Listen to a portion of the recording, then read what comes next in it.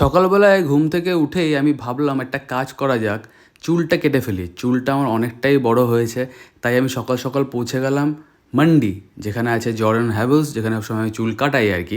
তো গিয়ে দেখলাম ভিড় নেই, খুব ভালো লাগলো। এই গিয়ে দাঁড়িয়ে থাকতে আমার যা বিরক্ত লাগে কি আর বলবো। চুল টুল কেটে বাড়িতে এসে ফ্রেশ হয়ে আজকে আমি বেরিয়েছি রাজকে নিয়ে। এই ভিডিওটা কালকে শ্যুট করা, তার মানে কালকে আমার ছুটি ছিল। আমি আর রাজ এদিক ওদিক একটুখানি ঘুরলাম, অনেক গল্পগুজব করলাম। ছুটির দিনে রাজকে একটুখানি শান্তিনিকেতন বোলপুর ঘুরে দেখালাম। ওর তো সেরকম কিছু দেখা নেই এদিকে, কারণ ওর অফিস করে আর ফ্রাইডে বাড়ি চলে যায়।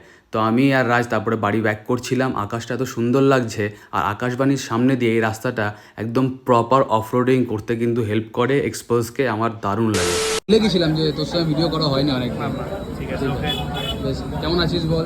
সবাই জানতে চায় যে উদয়ন কোথায়, উদয়নের কি খবর? আমি এখন গায়ে মার্কেট থেকে আরো রোগা হয়ে গেছে উদয়ন। পড়াশোনার চাপ চলছে, পড়াশোনার চাপ। পরের মাসে এক্সাম। তোর চলছে না? অবশ্যই চলছে, কেন চলবে না? এইদিকে ঘোরাতে পারি, করবো কি? এইদিকে ঘোরাতে পারি ক্যামেরা। হ্যাঁ হ্যাঁ হ্যাঁ, না, কেন? ওলিও বসে আছে। বলো কেমন আছো? সব বাড়ি আছে, কাজ চলে যাচ্ছে। ইন্টার্নশিপ কবে থেকে? অক্টোবর থেকে। বাড়ি all the best for the internship. Udayan আর দেবলির সাথে গল্পগুজব করলাম অনেকক্ষণ, তারপর ওখান থেকে বেরিয়ে গেছিলাম অরশ্রী মার্কেট, খাবার নেওয়ার ছিল। দেখা হলো সিনজয়ের সাথে। সিনজয় রিসেন্টলি গেছিল কোথাও একটা ঘুরতে, ওটা নিয়ে কথাবার্তা হচ্ছিল। চলে এসেছি বাড়ি। আজকে আমার সঙ্গে রাজ ছিল না, তাই রাজের খাবারটাও নিয়ে এলাম। রাজকে বললাম সামনে এসো, খাবারটা তোমাকে দিয়ে দিই। আর কালকে অফিস আবার, ঠিক আছে, দুদিন অফিস করে আবার দুদিন ছুটি পাবো। এখন আপাতত বাজে হচ্ছে গিয়ে 8:20। আপাতত তাড়াতাড়ি করে যাই উপরে, খাওয়া দাওয়া করি, দেন রেস্ট নেবো। এই যে রাজ আসছে মনে হচ্ছে, গেটের আওয়াজ হলো, দেখি। মনে হচ্ছে আসছে।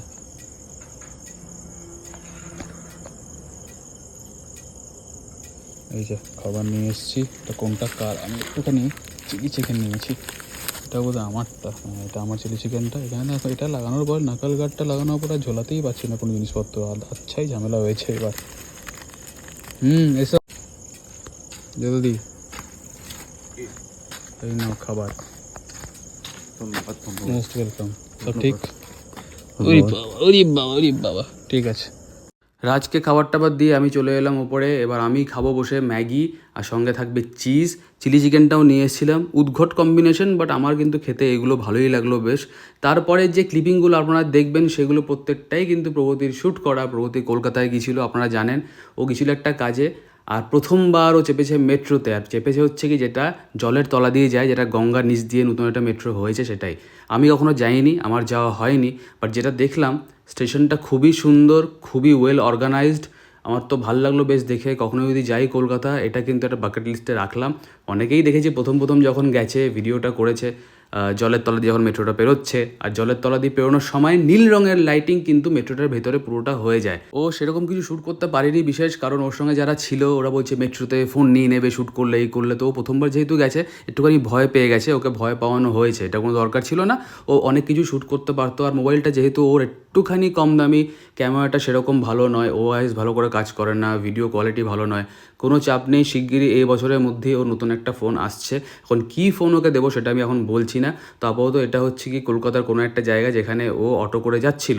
তারপরে খেতে গিয়েছিলো একটা দোকানে, খাবার দাবার বললো ভালো নয়। রোড সাইডের খাবার দাবার মোটামুটি ভালো হয় না, আমার এক্সপিরিয়েন্স আছে। তো সবজি নিয়েছিল, মাছ নিয়েছিল। বাইরে দেখলাম প্রচণ্ড বৃষ্টি হচ্ছে।